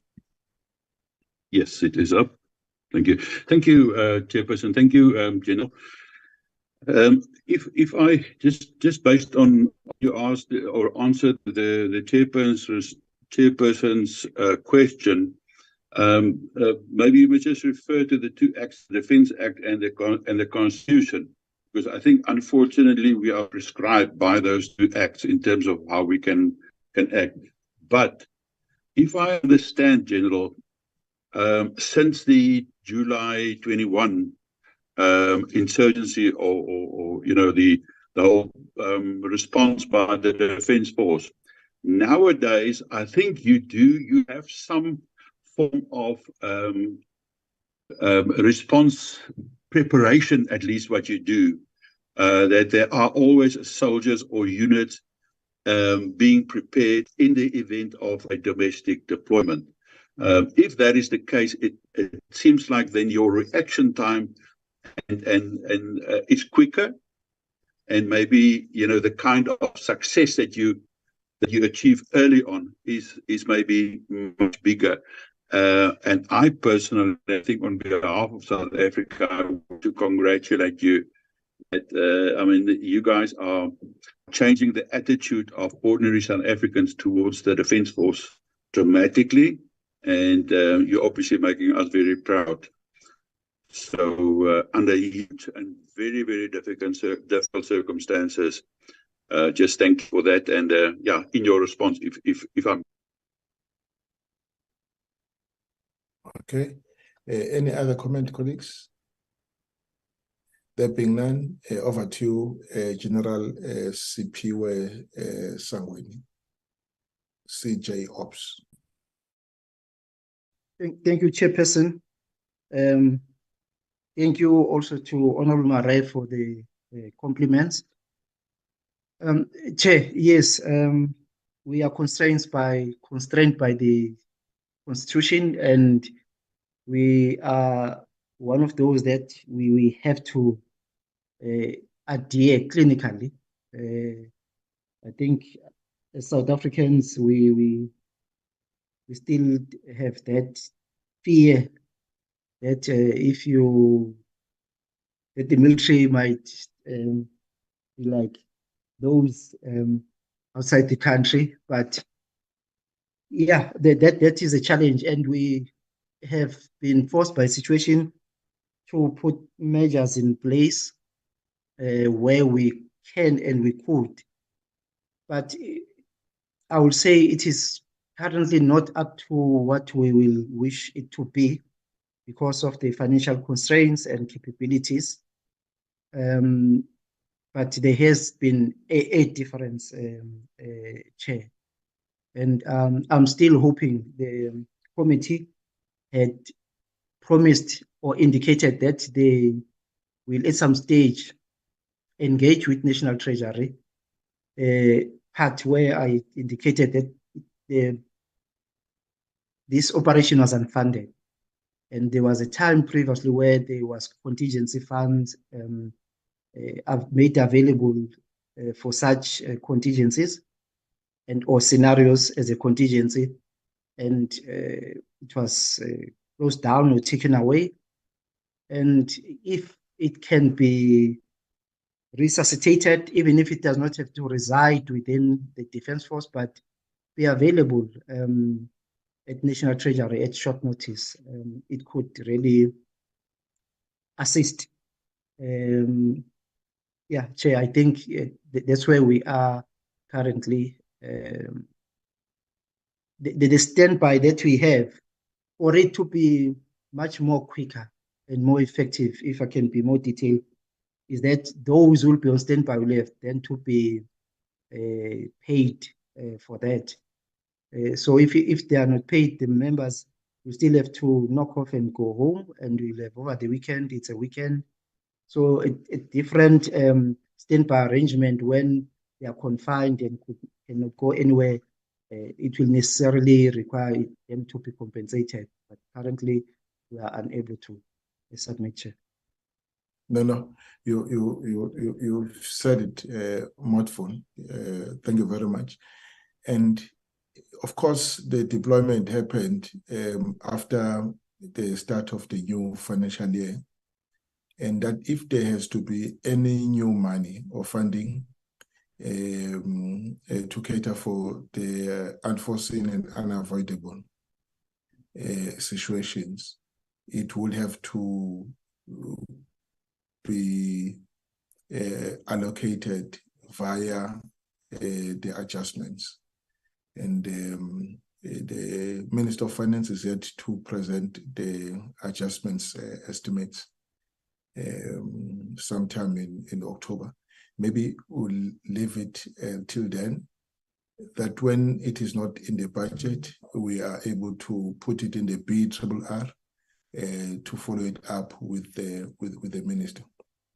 Because as we said, that already the Defence Force is operating on a horseshoe budget, and that if there has to be any new tasking, and that tasking has to come with a new funding, because it's a tasking that was not envisaged at the time when the budget was formulated, and the money is not in the budget. The money for it to perform the task is not in the budget, and therefore means have to be found to compensate or to reimburse the department for the expenditure it incurred on the performance of the new task.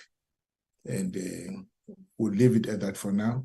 But we are alive to the fact that you have had to move funds from other activities to support, to fund the new task. Yours, General, is when we meet, please assist us with, remember it was for a particular time and had to be terminated before the expiry of that time. So it means that you did not incur the full amount that was budgeted for the whole exercise. If you can come back to us at some point with the actual expenditure. It was a projected allocation, projected expenditure at the time, and or projected amount to be incurred on the task, but you have now undertaken the task. You are in a position to tell us how much exactly you incurred in performing the task. That information, I'm sure you now have it readily available. If we can have it ready in hand for our meeting when we deal with the BRRR, will appreciate it. Agreed, General? Agreed, Chair. We'll do so. Okay. All right. That then takes care of the employment papers. And of course, we'll always support the president when he, as a chief, as a commander-in-chief, when he employs soldiers and make them available to the chief of the Defense Force for deployment in situations that require urgent intervention by the Defense Force, of course, working in tandem with the police. And there is already at hand a situation developing, not developing, but there is already an outcry. People are asking. We have situation developing in the city of Johannesburg, the center of the city of Johannesburg, where buildings are hijacked. I know Durban is also having a similar situation, and there's a lot of illegal activities happening in the process. People are asking, why are we not, moving in and putting the situation under control? And so I'm saying there's that call already. Illegal, undocumented immigrants, and in those flats, contrabands, some illegal activity happening, and so on.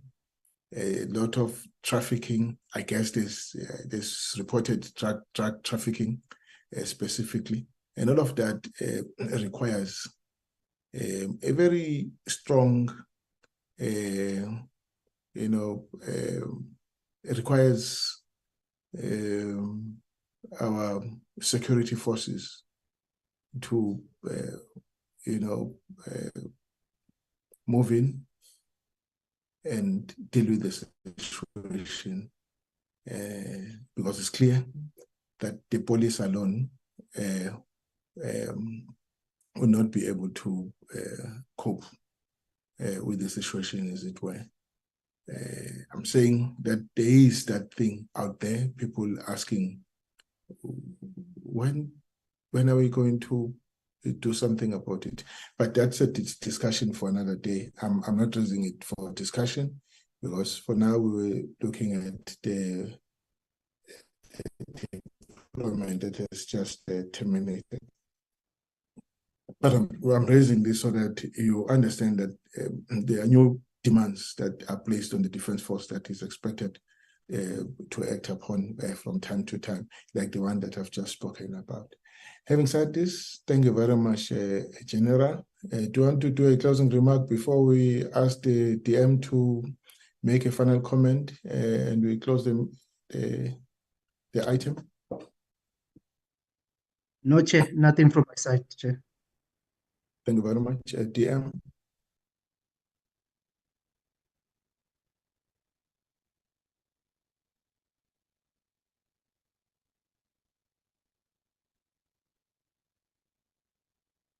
All right.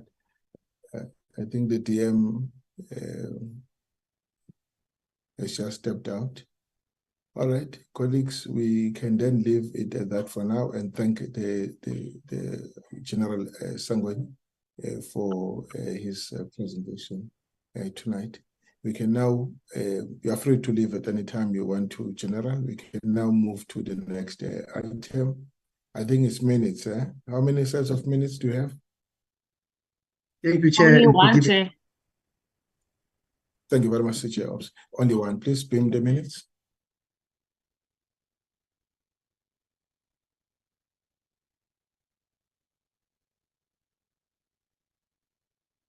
Colleagues, these are the minutes of the 8th of June. So we're considering the 2023-24 annual performance plan of the JSCD, and we also looked at the minutes of the 18th of May, 25th of May, and 1st of June. So this is attendance, and just complete the attendance register. Thank you. And page 2 for corrections, colleagues, if there are any.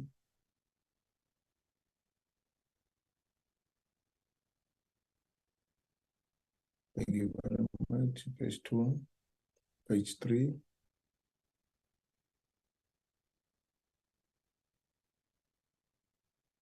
Okay, so this was the last page.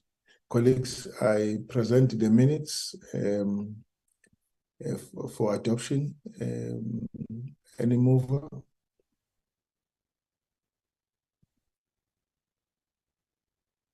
I submit. Honorable Mare moves for adoption. Seconded by? I second, Honorable Chair. Honorable Mthembu seconds. Colleagues, thank you very much. And that takes us to the end of the meeting. Thank you very much for your time. And the meeting is adjourned. Bye-bye. Good night.